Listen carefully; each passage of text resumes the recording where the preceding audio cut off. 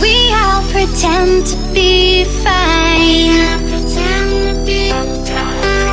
and honesty takes. Hey guys, this is Phoenix Wolf. So, as part of my good, better, and best series that I want to do for technology-wise, this is the first video in it, home networking, and how you can better your home network.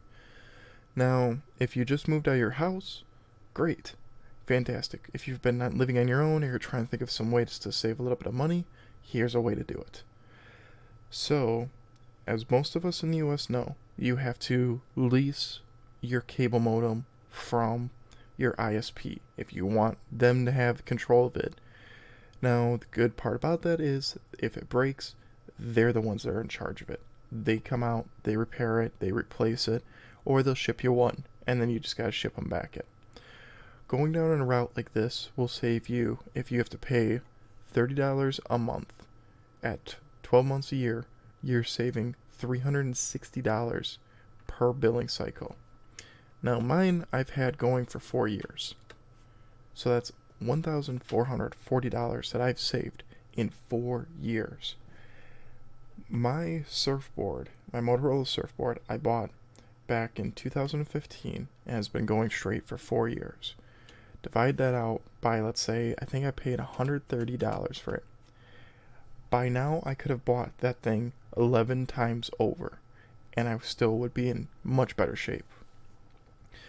One bad part about if you lease your modem from an ISP, if they have Wi-Fi everywhere, where you can, no matter where you are, you can log in with your credentials and boom, you can get their Wi-Fi. That means that they are they're taking part of your throughput and using it for their Wi-Fi everywhere stuff. Now, this can be good because it can help out everybody. However, there are some bad parts about that. If they do it, they've got it pretty well secure. So before we go any further of this, let's explain some general things. Number one, your modem does 4 jobs. It is a coax to Ethernet adapter. It is a firewall. It is a switch if it has more than one port on the rear of it, and it also acts as your Wi-Fi / access point. If we look at this diagram, this will always represent your ISP, as literally the internet is just a bunch of servers connected and that's it.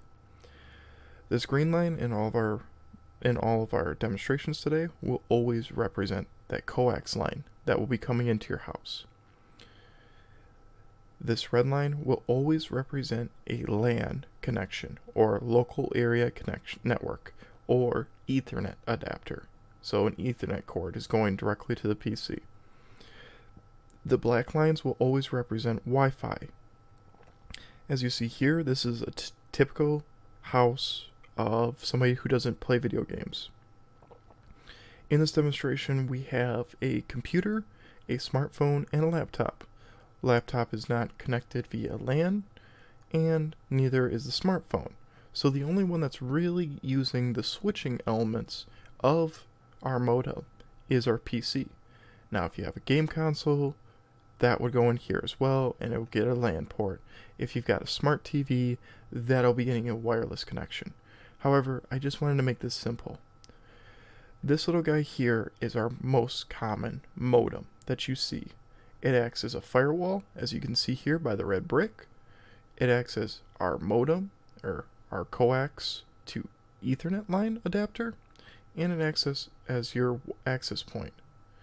If we had multiple ones coming off this, then it would also act as the switch functionality that you see here. Now, this solution that I'm showing you here is the good solution.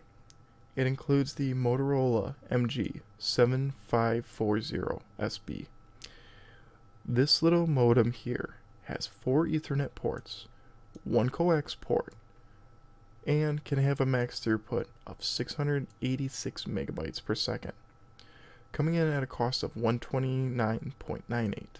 Again, if this thing lasts you 4 years, close to what mine has so far, by the end of 4 years, you'll be able to buy this thing 11 times over. Now, before we go any further, and I give my explanations as to why I chose this, I want to first say I'm not sponsored by any of these companies that I will be showing you today. I am not affiliated with anyone, and this is just equipment that I've used in my personal life and in my professional life. Professionally, I am an IT worker, I work on computers, and I'm trained as a network administrator. So, why did I choose this one? Well, again, this is one that I've deployed to multiple small businesses that just need something quick to be deployed. If that's all they're asking for is just a way to save on some money, boom, pop this into place, get it configured with whatever settings they need, and out the door you go. Cool part about this is all the products, or nearly all the products today, will have web interfaces so you can control things via your computer. Now, the drawback to this, though, is a single point of failure. That's the drawback to a lot of networks, is going to be home networks especially, is going to be a single point of failure on all these. If something happens to this little guy, you're down. And again, if this breaks, you have to pay for it. Your ISP, such as Comcast, Spectrum, or AT&T, will not fix this for you. Now going into the better solution. We're going to downgrade a little bit to the Motorola MB7420. The reason why I say it's a little downgrade is because it only has one Ethernet port, whereas the 7540 had 4 internet ports. It has one coax port, gives you the 686 megabytes per second throughput, and comes in at a cost of $59.00. Pausing before we go any further to explain what's going on in the diagram. Again, your internet service provider or ISP, the modem, which is once again acting as our firewall, along with our coax to Ethernet adapter. So notice how we're starting to break out some of that stuff that we were talking about before. So in this diagram alone, we are already breaking out the switching element of we're breaking away a little bit of the switching element that the modem has to do, but we're definitely taking away the Wi-Fi that it has to handle. Now, this little guy here is what's known as a switch. It is going to handle all of your internet traffic, so it's feeding a line off to your computer, and then also down here to an access point. The switch that I've chosen is one that I use personally. It's an unmanaged switch, meaning you don't have to mess with any of the configuration. You just drop it in play and away you go. It's a Netgear GS105NA. Has 5 Ethernet ports coming in at a gig speed. So each one of these ports is gig. So we've got a gig connection coming back here, and then of course we're going to lose some of that connection because this is only going to be able to throw out at 686. The price for one of these switches on Amazon is $37.97 USD. Then to handle our Wi-Fi, we've got this little guy, the TP-Link AC1200DB. DB standing for dual band. What that means is that it's able to handle both 2.4 and 5 gigahertz frequencies at the same time, and lets you do all the fun jazz that you'd like to do with that. What that means is that you can have 2 wireless signals going off at once. With our good option, you are only able to have a single one that is sustainable. This TP-Link is controlled through an application that you can download onto your cell phone or smart device, and it's easy to control that way.